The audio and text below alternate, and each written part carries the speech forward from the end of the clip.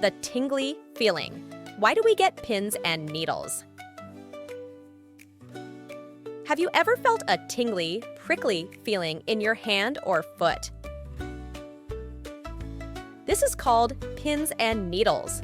Let's learn why it happens.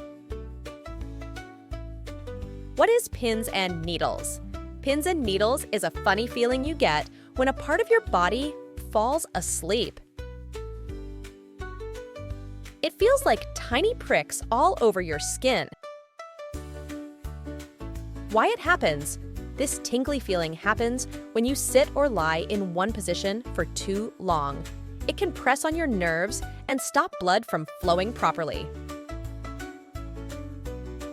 Waking up your nerves. When you move again, blood starts to flow, and your nerves wake up. This makes the tingly feeling as your body gets back to normal. How to stop it? If you feel pins and needles, try to move around, wiggle your fingers or toes, and the feeling will go away soon. Is it harmful? Pins and needles can feel strange, but it's not harmful. It's just your body telling you to move and get your blood flowing again. Next time you feel that tingly sensation, you'll know it's just your nerves waking up.